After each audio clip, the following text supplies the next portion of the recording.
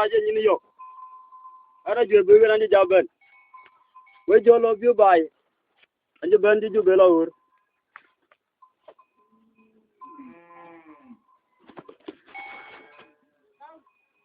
Yaru na bulu no pinyi to tige wor ya ga le rem don to bai je be burga do ute ti more rare Yaru na bulu no pinyi to ti do ba ya ga le rem don ta ger je be burga do ute ti mora juriya Yaru na bulu no pinyi to tige wor ya le rem don to bai je be burga do ute ti more rare Aye, ramro de nyamya makudia, awi ya chalwa ko chagumut. Aye, ya dongi lu. Aye, ramro de nyamya makudia, awi ya chalwa ko chagumut. In barani jaben. Ora jinele ka bibil, wabi minga jong makwaje weda tik. Angwiro jalo ya kalwong chiun tia apot kanyi baye ben popod ngak riang de nyik Benro jinele ka bibil wabi minga jong makwaje weda tik Angwiro jalo ya kalwong chiun tia apot kanyi baye ben Aye pod ngak riang de nyik Dogro de chip menejo tinga wayi na baya jot Antino ke kwa le no manako Jemora Jurian. Unabana pe akwal tu ko dia. Bedra jinele ka bibil obi mi ngajong akwaje weda tik. Angwiro jalo ya kalwum chi un tie apot kanye bae ben ko pol ngagriang de nyik. Dogero de chip menejo nga wayi na ba ya kwal antino ke kwa le no manako. Ngune pana pe derwo ne kamik palto ko diar iye jong por an do wen an ge ba ke we no wulyok oloji yo dera le la nyedi Baar Makuei ran ole chirume yang aji chedepen ayi go pelge chat iye jong por an do wen an ge ba ke we no wulyok oloji yo dera le la nyedi Baar Makuei ran ole chirume Yang aji kedepen ayi go pelge chat Iya jutu ngoje more dere atale go kwete ut akwen men dengti kre chile ja tir je ton lut inji pote madye in ke bel yene wunni pana tulu gong chanye na char we galeo pale keter para jutu ngoje more dere atale go kwete ut akwen men dengti kre chile ja tir je ton lut inji pote madye in ke bel yene wunno Pana tulu gung chanye na char we kalio pale kita Berara jinele ka bibil ko bi mi nga jong ma kwa je weda tik Angwiro jalo ya kalwung chi un tie apot anyi bae ben Aye po bere ngende nyi Kora Ya duang ilu Ache moratala Kora rod beche Yimenejo Nge wayi na baya jot Antino ke kwa le no manako ngune pana pe derwo ne kamik kwalto ko diar jong pora ne do wen en ge ba ke we no wulyok oloji yo dera le la nyedi Baar Makuei tan le chirume yong aji chedepen ayi go pelge chat iye jutu ngoje more dere atale go kwete ut akwen men dengti kre chile ja tir je ton lut Inji pote madye inge bele yene wunno pana tulu gong chanye na char we kalio pale keter para jodo ngoje more dere atale go kweze ut akwen men dengti kre chile ja tir je tona lut inji pote madye inge bele yene wunno pana tulu gong chanye na char we kalio pale keter Ura jamo pin me dare awi chen te be dai ane le tor nyen atang akor betu atwar ge ye na che yit iye mo magot paru oblen ma kuba do woti anen ke a je ga dol ge dia Kia ping yuri do a chene we dai rankara keben. Uda jamo pinye me tare jabe chen te me dai. Ane lektor nyen atang akor betu katwar ke ye na cheit ye mo magot paro gulen wangwa kuba do woti anan ke a chege dol ge dia ya ping yuri do chene we dai rankara keben yene na kene apany were garang malu wer ye tie be garta la kuje da tenme yene na kene apany were garang malu wer ye tie be garta la kuje to tenme wako ga bero jodeni ni kule kwale manga inge ke aman ora ne ma chik wina mora malen ye be tim ge urpin ke ka cho un ke ja te ge me branchin wo nga me bai yene nga kene akwany were garang malun wer ye tie be kartala jo to tenme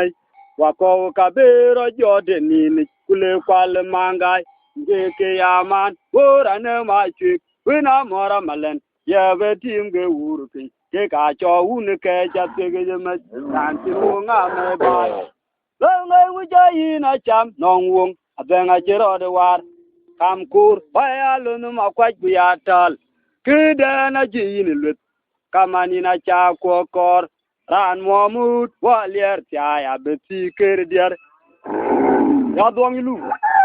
ache mara jure jal mara nyini yo je pur ma dojul ma yul ya den wuci wurti gero ba Nanjir wujayi na cham nong wong benga jero de war kam kur baya lunum akwai guyatal kida na jiyin lut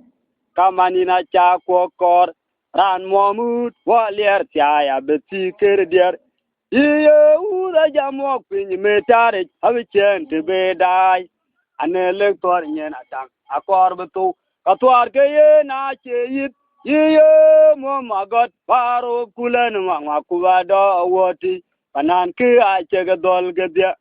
kia ping yuri do a chene bedai rankara keben yene na kene akwany were garang malun wer ye tie be gartala kuje to tenme wako ka bero jodeni ni kule kwale manga ke yaman wora ne ma chik wina mora malen ye betim ge urpin ke ka cho un ke jatse ge me branchin wo nga me bai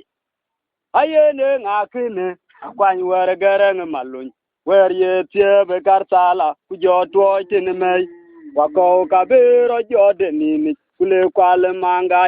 ke yaman mora ne ma chik wina mora malen ye betim ge urpin ke ka cho un ke jatse ge me branchin wo nga me bai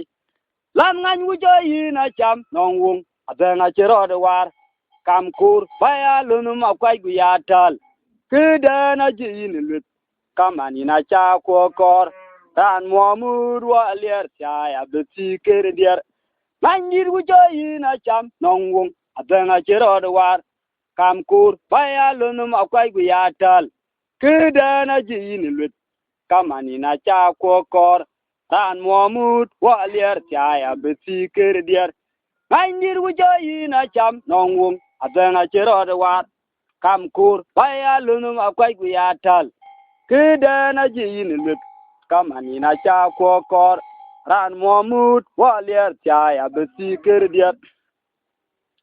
yin baro ga mejige yin korero da talgu ba kedeten wer walwel kon barulen kon koje kerut awo ge gatek pit yin ganye wo ge nyarwung ko kane ping yin baro ga mejige yin korero da talgu ba kedeten wer walwel kon barulen kon koje kerut awo gatek pit yin ganye wo ge nyarwung barge tingalier kutingi chol mabil yarwar tiga pole ped gu joge kwan banyin ja chol ban were lel kwad kulon kere yi jonga yuen gen bar o lel ayin ge karun jonga yuen dun ped jaka ekda yin baro ga mejige yin korera da tal gu ba kereten War walwel kon barulen wana goje kerut awo ka tek pit yen ganye woge nyarwong kwa kane ping barga ti ngalier kutingi chol mabil jarwar tige pole pedu joge kwan banyin ja chole ben menetion amo kabino gubal chechen po menge kwar bepel ge mukom yo kwan koy le la liu dine borong ter Ewa kwene bari janye na char chebune udune anyi junu menetion amo kabino gubal chechen po menge kwar bepel ge mukom yo kan koy le la liu dine borong ter Ewa kwene bari janye na char chebune udune anyi junu yin bara ga mejuge yin korera da talgu ba kereten Wer walwel kon barulen wana goje kerut awo ka tepit yin ganye woge nyarwong kwa kane ping barga ting alier kutingi chol mabil yarwar tiga pole pit kujoge kwany banyin ja cholban eting alir mangwe kutingi chol mabil mo abang walir mangwe mo ngwala no adar adiar ge tidiar ala kwan go ko ke pol kina chola kwach kutingi chula norin geten nyege in baraga mejige yin korera da talgo ba kereten wer walwel kon barulen wana goje kerut awo ka tepit yin nganye woge nyarwong kwa kane ping barga ting alier kutingi chul mabil yarwar tiga pole pit kujoge kwany banyin ja chwalben menetion amu kabino gubal chechen po menge kwar bepel ge mukom iyo kan koy le la liu dine borong ter ewa kwene bar janye na char chebune udune anyi junu menetion amo kabino gubal chechen po menge kwar bepel ge mukom iyo kan koy le la liu dine borong ter ewa kwene bar janye na char chebune udune anyi junu Aye, junga kuitang diet, the chain a chick, ayeria waiter. Bad one and a carrier, canaria, young no maburbar, money tell again yirke wako, nadur, in bero better, we call a quat. Aye, junga kuitang diet, the chain a chick, ayeria waiter. Baraban carrier, canaria, young no maburbar, money tell you when yirke wako, nadur. Imbero better we call a quat accordium yen jaga good panetum we kadira pala amuga payam ban young lim a chawe yalutuk kachini jalpin chabel amuga payam chin young lim a chawe yalutuk kachini jalpin chabel yang ara kakumba injenomaya jungwela ben yal kebe gule kot kuchize tele goryang geded ben go yurge chwal Inge kiyaman mwenwera badiel pande kwa cheje wa kwin matiolo na nyar yene chunyar chebe bara jot bediar ga tya kiyet ujogu dugo gal kwanin adong me na deng berchew ba dong ne gringo aye juba kuideng diet tichene cheke ayeria weter bara ban keryak keneria yung nong maburbar Ani taje genyir ke wakonya dur imbero better we ko kwat accordium yen jaga good panetum we ka dira pala amuga payam ban yangalim acha weje yalutuk kachini jalpen chabel yangara kakumba injenomga jungwela ben yal ke be gule ko kuchire tele goryange de ben go yurge chwal inke warman moinwera badial pande Kwa cheje wa kwen matiolo na nyar yene chunyar chebe bara jot bediar ge tya kiyet ujogu duge gal kwanim adong me na dang berchew batal ye kirir nguk digiri a chale ko pieng wedene jamiyit luma makwajare twing te priye awel kono bara kumanyi di pit ko cheche ge werjok we kaba do nyar wong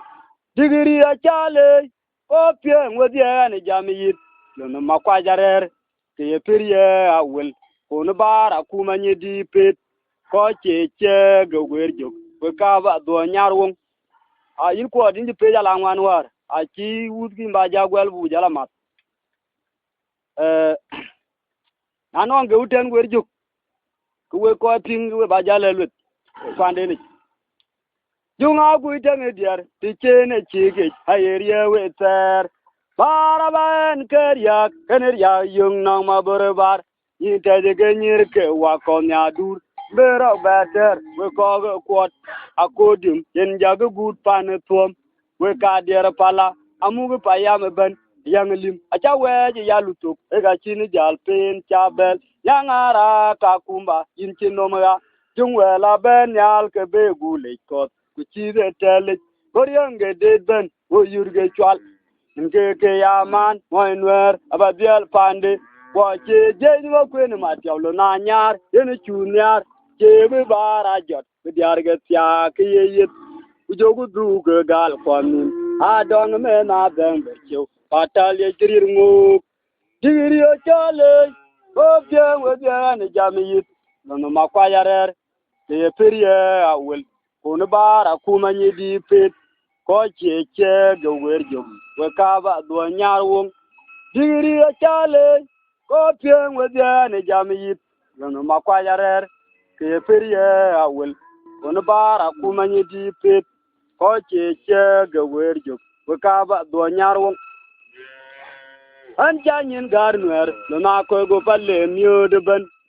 aje be do no wa beker ache din na chul gop enu la ben ko an be ge kewo an janyin garnuer na ko go palle mio de ben aje be do no wa beker ache din na chul gop enu la ben ko an be ge kewo we ba ya ti cha de ko anyi ko nyari rangwer chuge we kul kwen ke alirjo bitam ku we ga ba kan ti chade ko anyi ko nyari rangwer chuge rur kul kwen ke alirjo bitam ku we ga ba kan le ko chero tona ayi pinya chu duorio je upola bajige bet wer chi kon nim diang kida chege do aya mu ge chin tera ba we ka bakar ye ko chero tona ayi pinya chudorio kuje upola bajige bet wer chi go nim diang kida chege do ya mu be chin tira ba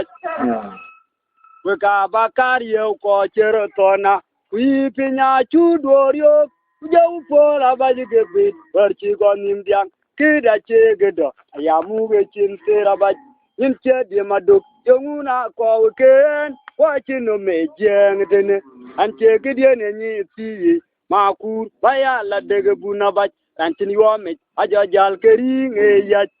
je wo jatelun makwat wer chira gaje tingnom nin che di maduk yonguna ko ken watching me jeng dene ante gideon ni ti makur baya la dege buna ba antin yo me aja jal keri nge ya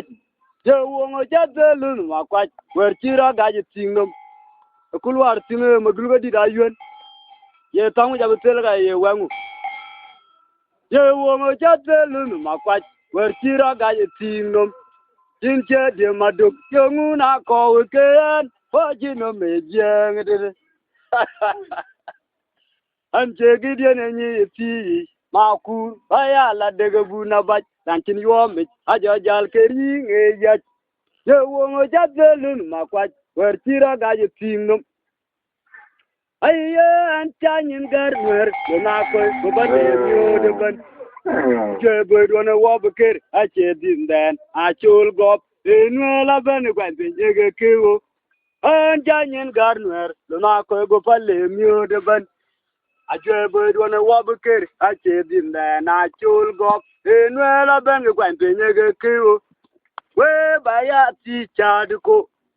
anyi ko nyari kan we chugo we kul kwen ka lirju sitem ku we ga ba kan ti chad ko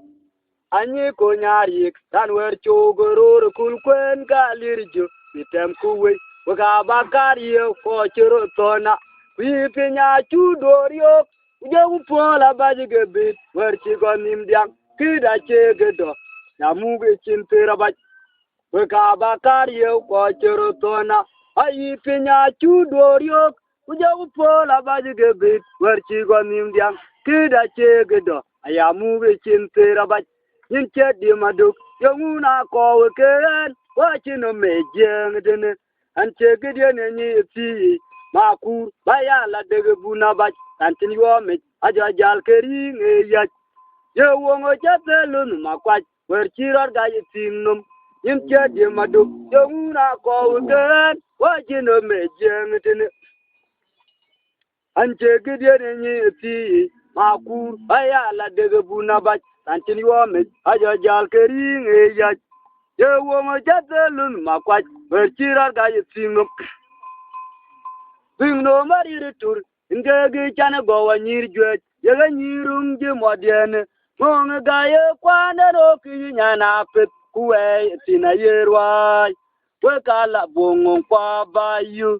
kena angle aye arirutur ngegi jana kure nyirjwe yega nyirum je modien monga gaye kwanda no ki nyana pet kuwe tina yerwa wega la bongo kwa bayu kena rangle amir ke aba ding ko je nyati kwan wega la bongo kwa bayu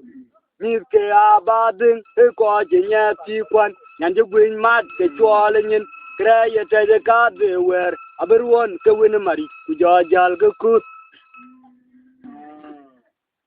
aye we gala bongo kwa bayu ke narang lik mi ke aba ding ko jenya ti kwan nyandi bi mat ke chwale nyin nyandi gwin mat ke chwale nyin kraya taja kadwe wer aberwon ke win mari kujajal ke kut kwana nguya cha yop twing ben kriya jeng ya yin belu ya nyina charwen anyan tok wana nguya ja yob tweng ban kriya jeng ya yin belu ya china charwen anyan tok barandia achen manye pyo ge ja tabiyai ate bege chine ngwete timo lele wega ba joto gode ye gulu ku ye to an cheke lewdiar chaga to nyega kerba dielbe ran jal ke chile lel chagok woga ba joto wede e agutur ku ye to an cheke lewdiar chaga to nyega kerba dielbe ran jal ke chile lel chagok ye wila banirino e ga chinge ngenke atora ngwan ye pane yi garang ayuen ina ne nyin ko abi ya yit gunma jage wer wa lolwela ngakui aya ni tawri ni diati yaga maude ga map ana chabu ke win ando ba ngwan ro kwande kula liab ge kwana ngui wega ba jojo wede ye agu ye ito wega ba jojo wede ye agu chur ku ye ito an jege le diar chag atonye ga kerba dielbe ran jal ke chine lil chago ye wi la benirino e ga chinge ngenke atora ngwan che pani gere ngayuen ngina ne nyin ko abi ya yit gunma jage wer wa lolwela ngakui aya ni tawri ne diati yaga mau de ga map ana cha de ke win rando ba ngwan ro kwande la liab ke kwana ngui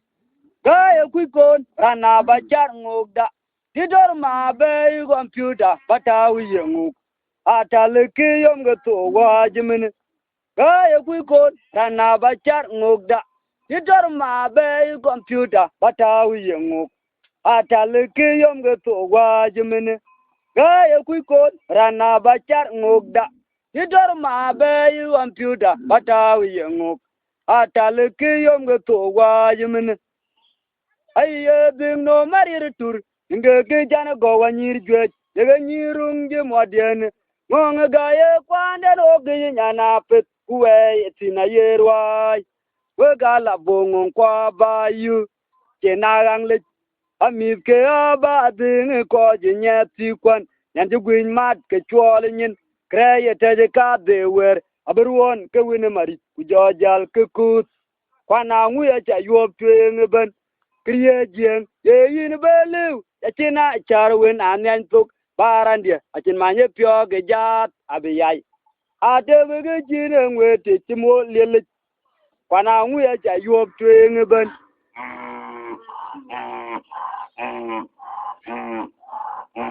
Kriya jam ye yin balu yina charwen anyan tuk barandia ajin manye pyo ge jat abiyai ate wege chinen wete jimo lele wega ba joy tuk wede abut chor ku ye toch anche kele der chak atonye ga karawa dielbe branjal ke chine lel chagok ye wi la beneri no ega chinge ngenke atorangwan che pane yi garang ayuen ngene nyin ko abiyai gunma jake wer wala lwela ngakwe yani tari chimorcho yani tari ni diati yagma de gama ana chabe ke win tando ba ngwa ro kwande lalia ke kwana ngui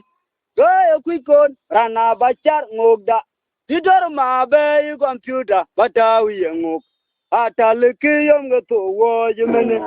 ge kwikon rana bachar ngogda didor ma be computer batawi ngok atale ke yom to wo jemene afari ni ina lengong chakindiet kuno woti jemene inchagak babenda nyike we nyoblon chena bui afari ni ina lengong chakindiet kuno woti jemene inchagak babenda nyike we nyoblon chena bui nganyrandia tija ding tweng lan chinge yi alweke baba junga ba ke paleke kwa change jabach nganyrandia tija ding tweng man chinge yi alweke baba kwi junga ba ke paleke kwa change jabach abare gi nonganay item panalyap kukermir gi nyalam bedu panabi kuker junga yuen inchinom jadanya jir kina beret chodran warlonyi adong angon gop ayin chagak babanda nyiga we nyop lon chen abui nganyran dia tija ding tweng lan chinge yi alwa ke baba kwi junga ba ke ge paleke kwa change chabach e bare ge nongane item pa na liap ukermi ginyalam berdu pa nabi uker junga yuen inchinom jadanya jer kina beret chodran walonyi adong angon gop ache modulum junga ba ke paleke kwa change chabach bare ke nongane item pa na liap ukermi ginyalam berdu pa nabi uker junga yuen inchinom jadanya jer kina beret chodran walonyi adong angon gop ye dang ror ke dune kaye yi chimene kuko wer chinyoror matin paliutin ye dang ror ke dune kaye yi chimene kuko wer chinyoror matin paliutin matondi roy machin bentir atal anyi takapot kuko wer chinyoror matin paliutin matondi roy machin bentir tal anyi takapot imole nanga tuok di tirker rorngo yongu ke titi nyan tiop yongu ke gwere luang nyan ma pani bar yingwe teng chet luna yan wan jilibedin kan kin watia tingro yongu ke titi nyan tiop yongu ke gwere luang nyan ma pani bar yingwe teng chet luna yan wan jilibedin kan kin watia tingro yongu ke titi nyan tiop yongu ke gwere luang nyan ma pani bar jingwe teng chet luna yan won jilba den kan kin watia tingro apari ne na lengong jakindi at uno woti jimene yin chagak babanda nyi ke we nyop luan chen abui nganyran dia tija ding tweng lan chinge yi alwa ke baba junga ba ke ge paleke kwa change jabach bare ke nonganay item pa na liap ku ken mi kenyalam berdu pa nabi ku ker junga yuen ichinom jadanya jer ken aberet chodran walonyi adong angon gop ayin chinom jadanya jer ken aberet chodran walonyi adong angon gop ye dang ror ge dune kaye yi jemene ku ko wer chinyoror mading baliutin Matondi de roy machin benti atala nye tagapot timole nanga tuok di chirikir rorngo yongu ke titi nyantiop yongu ke gwere luang nyanma pani bar jingwe teng chet luna yan wan jilibatin ken kin watia tingro yongu ke titi nyantiop yongu ke gwere luang nyanma pani bar jingwe teng chet luna yan wan jilibatin ken kin watia tingro yongu ke titi nyantiop yongu ke gwere luang nyanma pani bar jingwe teng chet luna yan wan jilibatin ken kin watia tingro a we ko jimin an kirwan ko ping we chur an kirwa ko yen we ba yo chena mat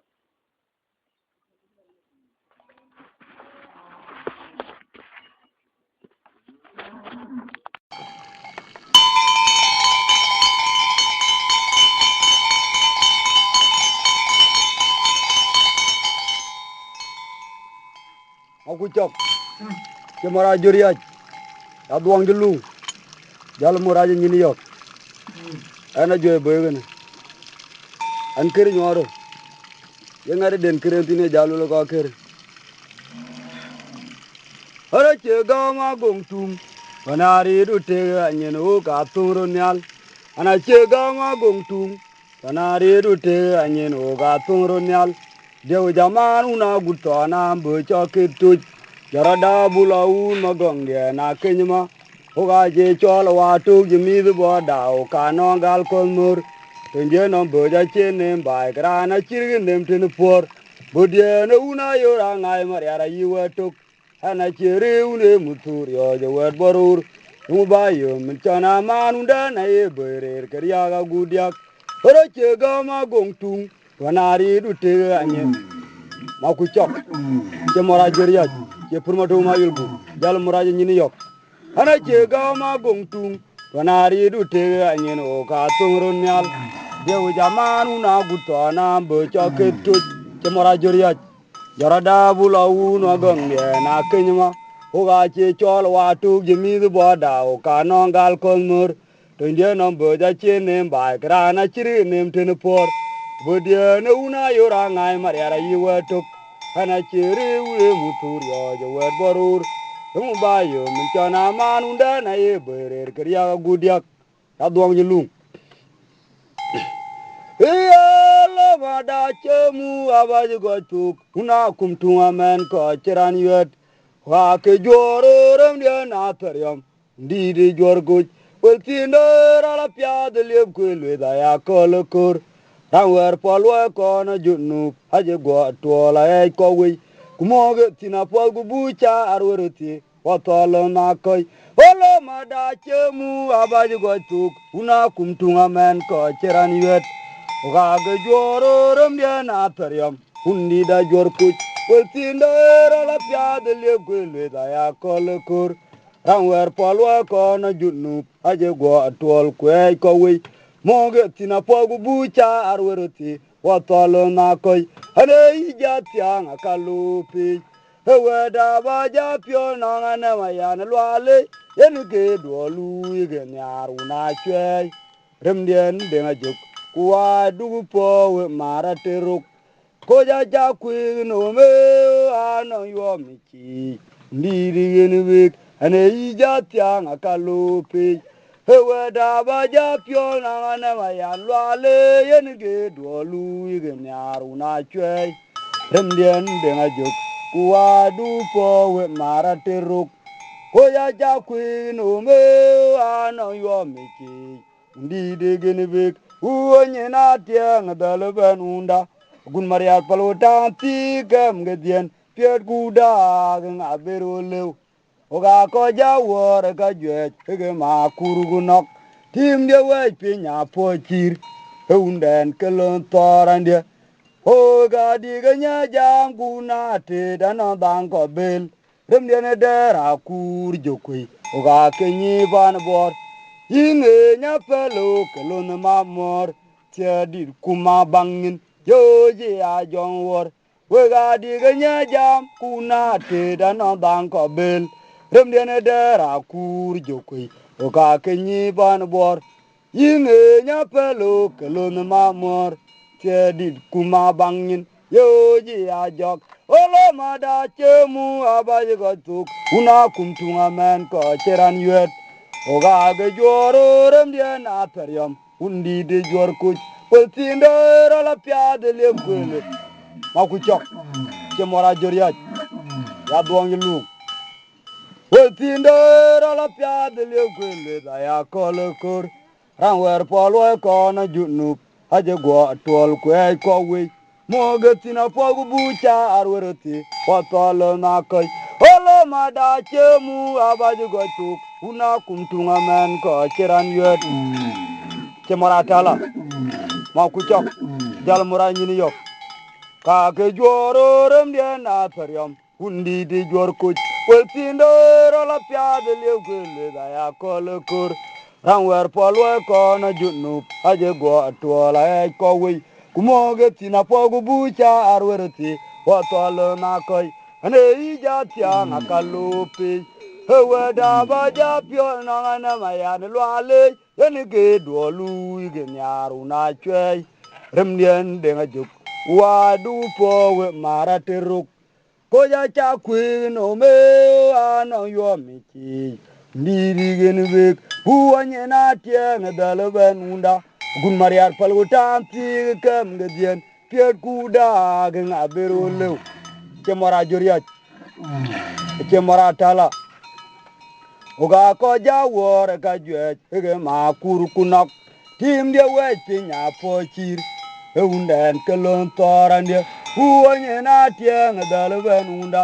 gun mariar palgutan ti kem gedien piet kuda gen aberu lew oga ko jawor ka jwe ge ma kur kunok tim de we pinya pochir eunden kelon torande we ga di ganya jam kuna te da no dan ko bel rem diene dera kur jokwe oga kenyi pan bor yinge nya pelo kelon mamor te di kuma bangin yoji a jongwor we ga di ganya jam kuna te da no dan ko bel rem diene dera kur jokwe oga kenyi pan bor yinge nya pelo kelon mamor di kuma bangin yoji ajok wa go tiaro tim le landa na gwere kwa jenelewi untogun mamer moja kuiwil jej danga che gam dar wa chuiwa ko di da tu ga bidia kula yang jonga ke ja e dur je kerto ku periek unjiriera nong ja god manjele ga mu yang den kwangwen ti ma jubi la chenru te ma gudyar ko chini o go tiaro tim le la landa ma ku chok da duang gilu ke mora joriya untagun ma mer mo ja ku wel joj da nga che gam dar wa chuiwa ko di da tu ga bi dia kula yang jong ma ke ja e dur je kerto ku periek unjiriera nong ja god manjele ga mu wa yang den ko ngwan ti ma jubil o jeneru ta ma gudyar ko chini ude ko ja tiam kang de ria ye gwa wa ba kang to gdieti tim den nyo da a che lew ya ga tora jung wa la yang a to unden ude ko ja tiam kang de ria ye gwa wa ba kang to gdieti tim den nyo da che lew ya ga tora jung wa la yang a to unden in million yuk emin do ke madul ma wel ge chuman e chi ralil unro ma be ko tom ti jenye komando randia ma yore gu jogu du taw a che paut che mora joria chera gun manyang eiri ke no kwa je o ku tono yeno apot yang wa mu ga yang na wa pora che yo de inde rot ora to ke ma chu Maya mokalandenerom, in million yuk, emin do ke madul ma wel ge chuma ne chi teranlil, unroma be ko tuom chi jenye komando, randia ma yore gu jogu du taw a che paut, Tiara gun manyang. Yiri kin wa kwa je. Okuitondo yeno wapot. Tiang wa mugayang. Una wa pora che yote inde nyirot. Ura toke machu. Maya mokalandan. O ko tiaro tim lelanda na gwere kwa chenelew ye. Untogun mamer moja kuiwil joj. Udanga je gam dara waju. Ya duang ilu. Kadirat abidya kulo yang. Jumwa keja edur je kerto. Kuperiak. Unyiriara nang ya god. Angela the gamu ayang den kwangwan. Ti ma jubil. O jenero tema gudiar kwachin. Ude ko jatiam kangde. Ria yaga gwa guga bakang tok dieti. Tim den nyoro da chilew. Yaga tora jung malwala yang ato unden. Yungilel yuk. Emento ke madul ma welga chuman. He chip ralil. Unroma be ko tuom chi jeny komando. Randia ma yore gujogu tawa che paut. Tiara gun manyang. Yiri kin wa kwa je. Okuitondo yeno apot. Riang wa mugayang. Una wa pora che yote inde rot. Ura toke machu. Haya mokalandan rom. Chemara joriat. Ye purma do yone ma yolgu.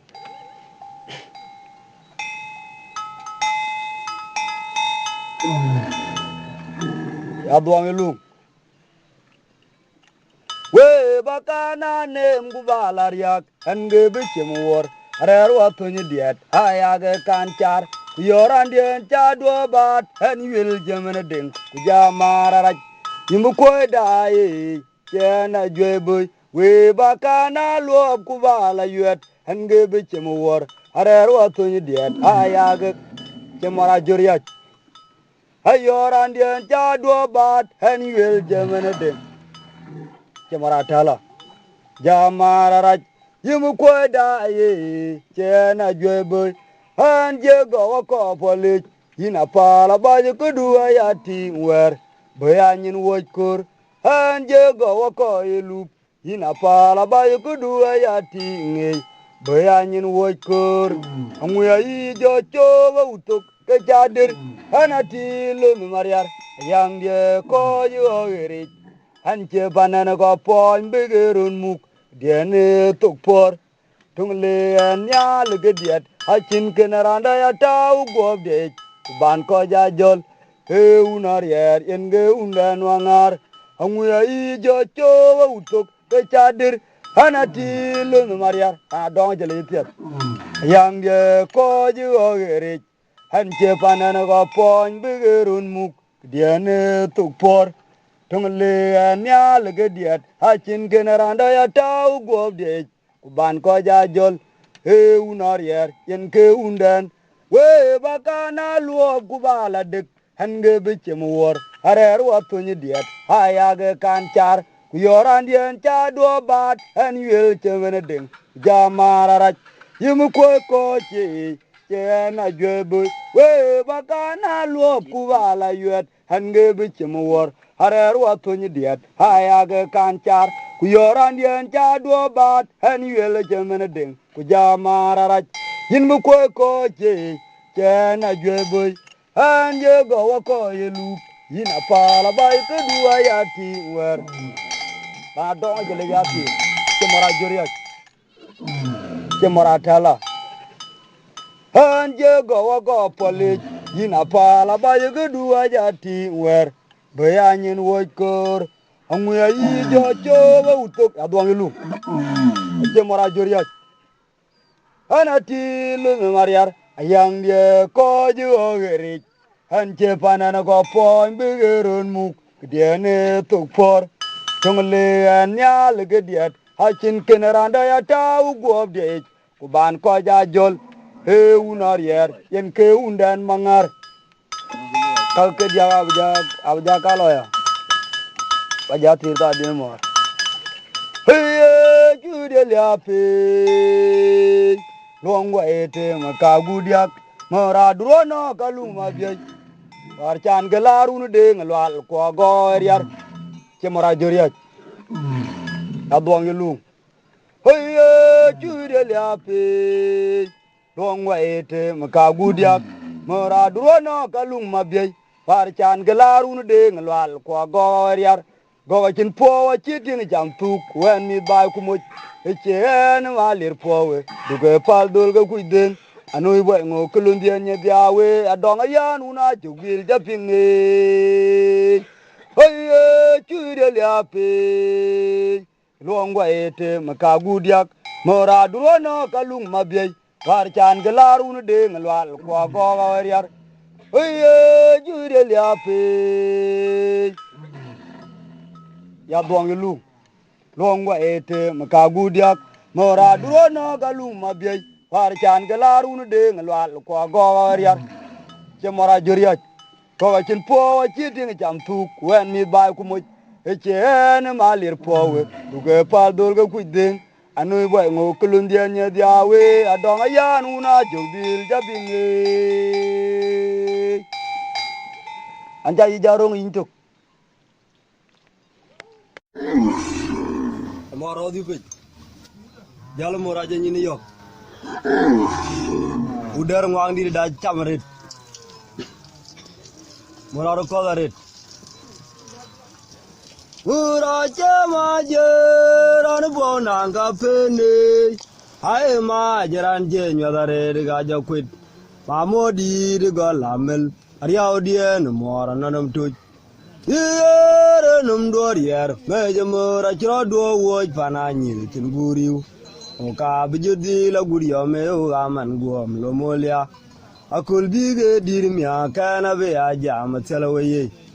jai bol war bote ma kurer ge una buror go kwara chan garalen kwerer kunya ton kenen wo wa ba aja maror ling ma wud go chube ge tenge che o gale to ko wari kwai wala na che korer chin mori burman lo ma were mura che ma je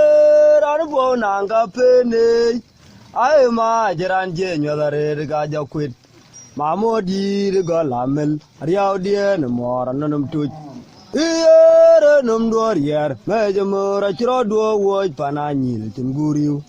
o ka bijudi la gudio me o ga man guom lo molia akul bige dirmia kana be aja matelawaye jai bol war bote ma kurer ge una buror go kwara chan garalen kwerer nyatun kenen wo wa ba aja maror ling ma uru wa chuwe ge tenge che o ale to go wari kwai galena che korer chin mori burman loy ma weri uder wang di chamaret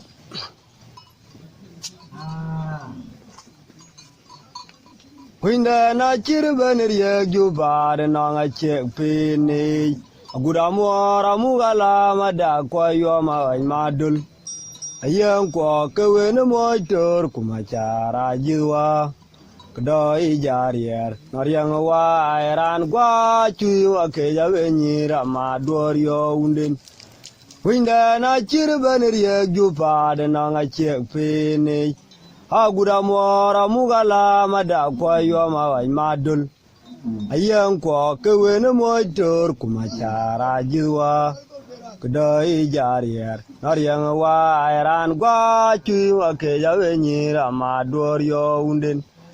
dane duga chuga nyene ya chena dug chene nyerier gu ko jampe je wel go chuk ache bene na uk undene ma chone le kolon mariar dane duga chuga nyene ya chena dug chene nyerier gu ko jampe je wel go chuk ache bene na uk undene ma chone le kolon mariar warge beda to me nguyene richo the will Kdane togiyang alanda numo chu mayor achena dia no lon yom bangena epor taran lela be korio ana kuitbe tiam wunden wer tol ko jagutri warge be da to me nguyere cho the will Kdane togiyang alanda numo chu mayor achena dia na lon yom bange na e por taran le la be ko ana kuikibet ya mawunden wertul ko ya gutu winda na chirban riya jupa de na nga chepene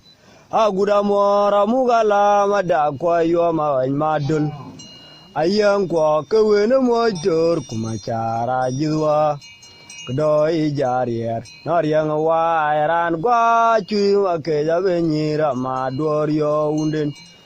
winda na chirban riya jupa de na nga chepene aguda mora mugala mada ko yo ma madul ayang ko kewene motor kumachara jidwa kdoi jarier noriang wa ran gwa chu ke ja benyira mador yo unden kedane tuga choga nyene ja chena du chene nyeriar go ko jampe je wel go tuk ache bana na u undane ma chone le kulon mariar kedane tuga choga nyene ja chena du chene nyeriar go ko jampe je wel go tuk che bana na u undane ma chone le kulon mariar kwarge beda to me nguyene ru chodo wel kedane to yang alanda ni mo chu mayor hachina dia no lon yom bangye na epor taran le la be ko ryo hana ku jube tia ma wunden wertul ko jaguti warge be da to me nguyere ru cho de wel kedane to yang alanda ni mo chu mayor hachina dia no lon yom bangye na epor taran le la be ko ryo hana kujube tia ma wunden wertul ko jaguti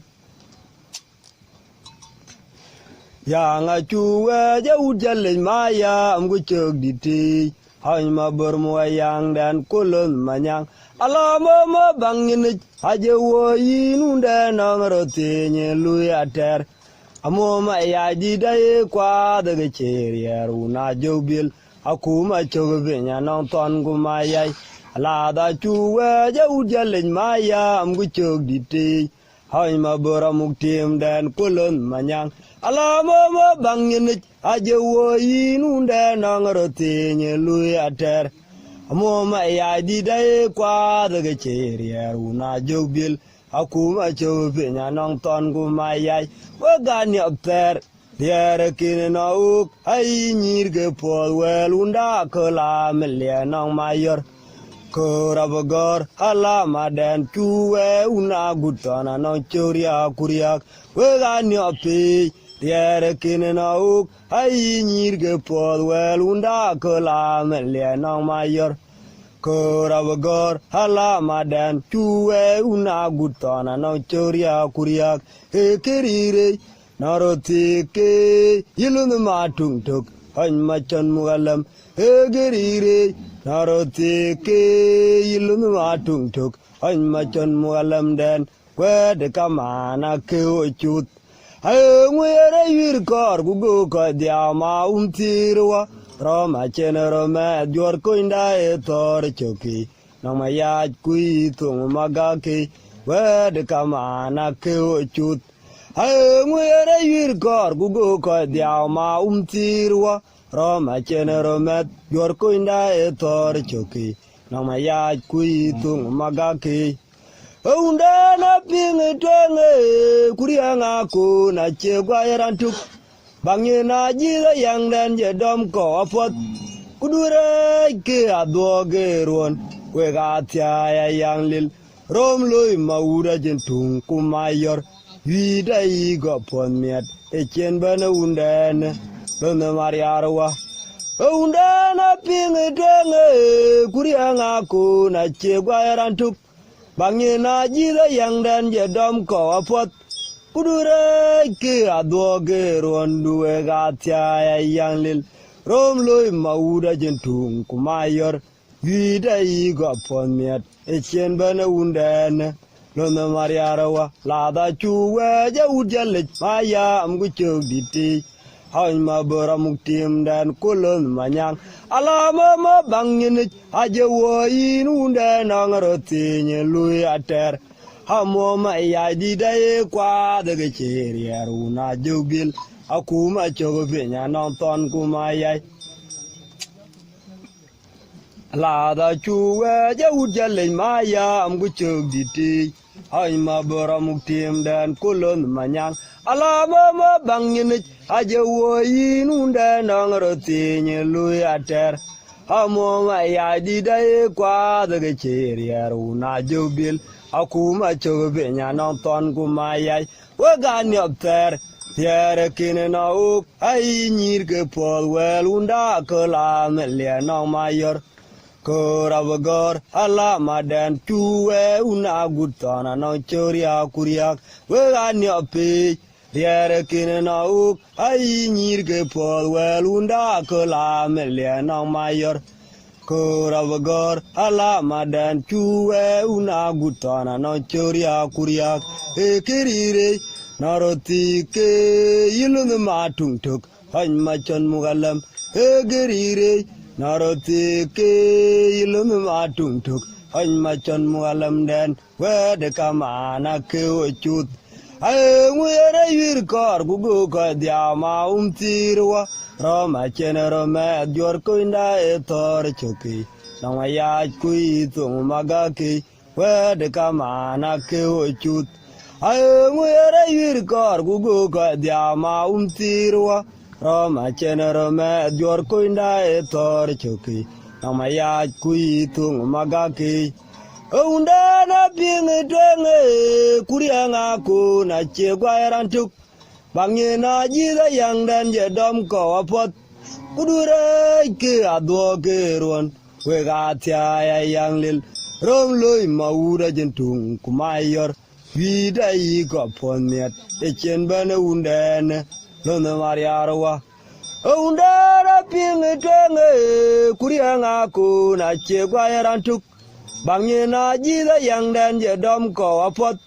kudure ke adwo ke rondu ga tia yang lil rom loy maura jentung kumayor vida yi go pon met e chen bana undan lona mariarwa ani jam ke kono yi derwe ye pinge kubera dana ye tede biam jonga ma chod be mutpa Meridan ya tili ache dok adik te gadang uga ngat kola yang diang wayar yir chotora chirkur bilnyang ane jam ke kono yidderwe ye pinge kubera dana ye tiede biam jonga ma chod be mutpa Meridan ya tili ache dok adik te gadang uga ngat kola yang Diang wayar yir chotora chirkur bilnyang adial tinana che diere randile al por kulun chum pandi dana ma kwai umede kadora dokor ge ya ge chir ke wonwan ai tong ga gar twing chi je ni tai ga pana tele hiye adial tinana che diere randile al por kulun chum pandi dana ma kwai umede Kadora dokor ke age chir ke unwan kuye tong ga gar twin ti je ni tai ga pana tele dorge ni na chin ma janga god herane gwotai anya get diege kumene adong dana chir po mariare jano gud panen wernyen kore re koryok peran jale ta ke na le jwir unere bolla ja chure mut padit Dorge ni na chin ma janga god herane gwotai anya get diege kumene adong dana chir po mariare jano gud panen wernyen kore re koryok peran jale ta ke na le jwir unere bol ja chure mut padit ane jam ke kono yit dedwe ye pinge kubera dana ye tiede biam ajonga ma chod be mutpa Meridan ya tili ache dok adik te gadang uga ngat kola yang diang wayar yir chotora chirkur bilnyang ane jam ke kono yi derwe ye pinge ubera dana ye tiede biam ajonga ma chod be mutpa Meridan ya tili ache dok adik te gadang uga ngat kola yang Unwar ye chotora chirkur benyang. Ane jam ke gona yi de we ye binge ubera dana ye te de biam. Ajonga machot be mutpa mere dan ya tili. Ache dog adik te gadang ugana ngat kola yang. Diang waya ye chotor chirkur benyang. Adial tinana che diere randile. Oi por kulunchum. Pandi dana makwai umede kedora dokor ke yage chir ke onwan kuye tongo kagar twing chijenye taiga pana tele iye adial tinana che diere randile oi por kulunuchum pandi dana makwai umede kedora dokor ke yage chir ke onwan kuye tongo kagar twing chijenye taiga pana tele Dorginye na chin wajang agot herane gwotiai anyaget riege kumene adung dona chirpo mari archano good pane nwernyin kore re koryok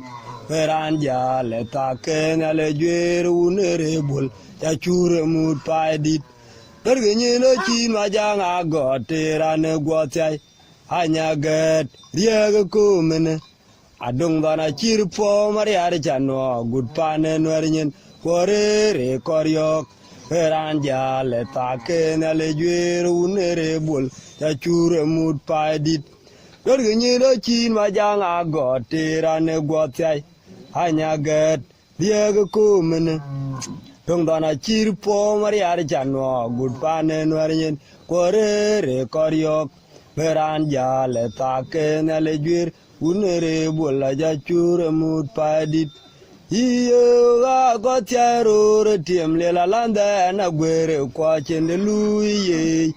untogun ma mere moja kuiwil jwech danga che gam tar ma chuiwa ko di da tu ka bi dia kula yang ajung ma ke ja edur je kerto ku periek unjiriera nang ja god anjele ga mu yang den kwangwen Ti ma jogbi la chenerota ma gudiar kwa chini Iyo ga gotiaro retiem le la landa na gwere kwa chende luye Untogun ma mere moja kuiwil jwech Kudanga che gam tar ma chuiwa Kwa di da tuka bidiao kula yang Jonga ma keja edur je kerto ku periek Unjiriera nang ya god Anjele the gamu ayang den kwangwen ti ma jogbi la generota ma gudiar kwa chini ute ko ja tiam kang de ria ye gwa u aba kang to de ti tim den nyo ro a chele ya ga to ra jung ma la yang a to unden u ga ko ja tiam kang de ria ye gwa u aba kang to de ti Tim den nyo ro a chele ya ga tora jung ma la yang a to unden in bilel yuk emento o ga ma dol ma wel ga chu ma ne chi tranlil un ro ma be ko tom che jenye komondo ande ma yore e gu jodu ta wa che paut tera gun manyang e yirien ga ken ma kwa chi o kuitondo yeno ga pot Riang wa muga yang Unawa ipora che yote che inde rot Maura toke ma chui Maya moga landane rom In bilil yuk emento o ke ma dol ma wel ge chu ma ne chi tranlil Unuro ma be ko tuom che jenye komando Randia ma yore gu jodu ta wa che paut Tiera gun manyang Yirien ge ken ma kwa chi o kuitondo yeno ga pot tiang wa muga yang Unawa ipora che yote che inde rot Maura toke ma chui Maya moga landan Uka ko tiaro retiem le la landan Agwere kwa chende luye Untogun ma mere moja kuiwil jwech Kudanga che gam tar ma chuiwa Kwa di da tuka bidia kula yang Jonga ma keja edur je kerto ku periek Unjiriera nang ya god Anjele kamu ayang den kwangwen Ti ma jogbil a chenerute ma gudiar kwa chenich Oga ko tiaro retim le la landa na gwere kwa chende luye. Untogun ma mere mo ja kui wil joj. Kudanga che gam tar ma chuyewa. Ko di da tu ka bi dia kula yang. Jong ma ke ya edur je ker to go periek. Unjiriera nang ya god. Panjen le da gamu ayang den kwangwen. Tim ma jog bi la chen rote ma gudyar kwa chen yich. Ute ko ja tiam kang de ria ye gwa uga ba kang to de ti tim den nyo ro a che lew ya ga to ra jung ma la ya nga to unden ute ko ja tiam kang de ria ye gwa uga ba kang to de ti tim den nyo ro a che lew ya ga to ra jung ma la ya nga to unden Yingilil yuk, emento ke madol ma wel ge chuma ne chitralil. Unuro ma be ko tuom che jinye komando. Rande ma yore gu jodu tawa che paut. Tiera gun manyang. Yirien ge kenu ma kwachi. Okui tondo yeno ga pot. Yang wa muga yang. Unawa ipora che yode che inde rot. Maura toke ma chui. Maya mogalan denerom Himbilil yuk Emento ke madol ma wel ge chuma ne chitran lil Unuroma be ko tuom che jenye komando Randia ma yore egu jodu tawa che paut Tiera gun manyang Yirien ge kenu ma kwachi Okui tondo yeno kapot Tiang wa mugayang Now I pour a chair to chain the rot, Maura toke ma chui, Maya mogalan then rom. Tiwa una gun ma ding a chene wagaton terry, Muma chui wa jong a jong mariar, Aquara beta undan at it, now my yor my yacht, then a chipun you coach and or a idere, the colnorum. Tiwa una gun mading a chene wagaton terry. Muma chui qua jong a jong mariar. Aquara beta gundan at it. Nang my yor my yacht. Then a chipun you got you know the ye dear colnorum. Mudu qua dear a young datari. Remdian ye guang no meban. A chene yariot. Gura yore to no urana attacker.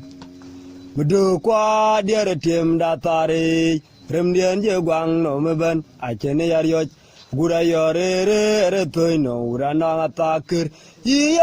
la madabu yen ngep yonya la che yen ye ko jarir ya ileng diere tek ekena atelwe ala de chi werungem ranelem ngor ke chi belewe che na kang be na gok berada bu yen ngep Yonya la che ye ko jarir ya ileng diere tek egena atelwe ala de chi werungem ranelem ngor ke chi belewe che na kang be na gowada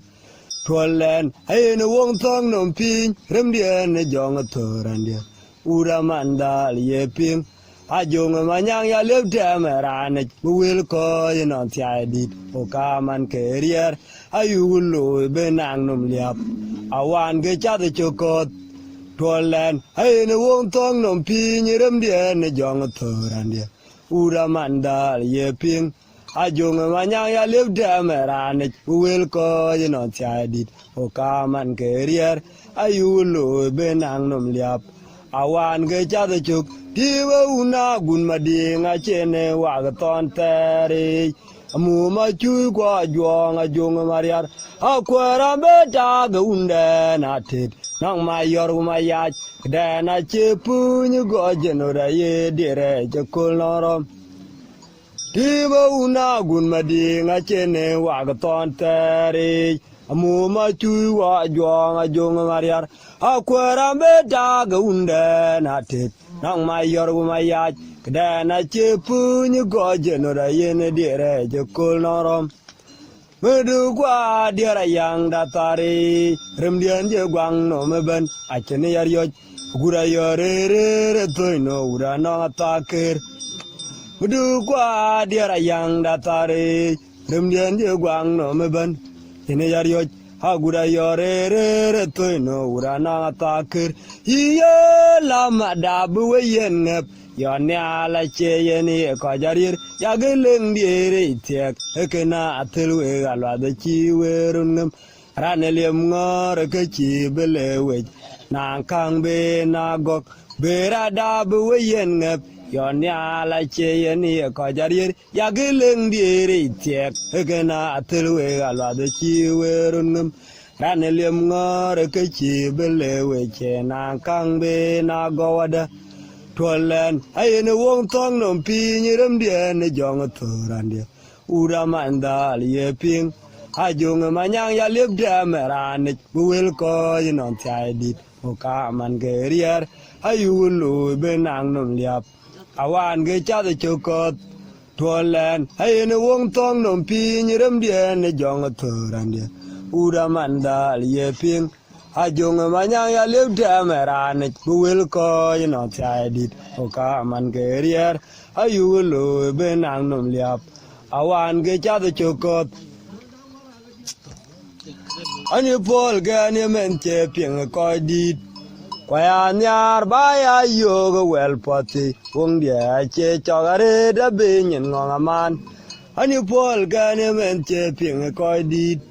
Kwaya nyar baya yoga well potty, kung dia che chogare da binyin ngongaman, abati ngan che mai long tuk, marjwe dene una lier ga jengkui, achane dia rayan jolwe labaming, kuna cho yit chiri ga che betik, abati ngan che mai long tuk, marjwe dene una lier ga jengkui, achane dia rayan jolwe labaming. Kuna cho yit chiri ga che betik kegel tua ja ke gam ke lunton kuma bangen wa o ga ye ga piando lo ma ya de na che dier ba che chawin mariar wolo na kura or yar wonong tu lo ni diar po wa kan nong de ne wa gun ma koi anong ya kum wa ga ro penje ko ga lat ayam bayam dan wa kwa jo ga nonim domuong Chapping la quine roganat, and cheme chirgo jewe, kagil to a jack, gam, galunaton, kuma bangenwa, Oga yega piando, Wamayat, then I che dear bachi, chawin mariar, Wallo na kura or yar, wanong tuch, Lumini dear po, canonong, then a wagun makui, anong yakum, wire penja koigalat, Mayam payam dan wakwajoga nonim, tumung. Chapping la quine roganat, and cheme chirgo jewe, and you Paul gan you men chipping a coy deed. Quaya nyar by a yoga well potty, wong dia che chogare da binion on a man, and you Paul gan you men chegam a coy deed. Quaya nyar by a yoga well potty, wong dia che chogare da binion on a man, abating and chema long took. Marjwe dene una liere ka jemkui, achane diera yan jolwe labaming, kuna cha yit chiri ga che betik, abating hanche majalong tuk, marjwe dene una liere ka jemkui, achane diera yan jolwe labaming, kuna cha yit chiri ga che betik, kegel tua ja ke gam gelunaton, kuma bangenwa, oga yega piang dul wamayat. Kdana che dier ba che chawin mariar walo na kura oriar wanong tuch lunni diar po wakane nong dane wa gun makui anong yakum waigoro penje koigalat mayam payam danu makwajo kanonim domuong chape la kwain rogangat anche me chirgo juwe kegel to ja kagam gelun ton kuma bangenwa Oga yega piando Wamayat, Kdana che dear bachi chawin mariar, Wallo na kura oriar, wanong tuch, Lumini diar po canonong, then wagun makui, anong yakum, waigoro penje koigalat,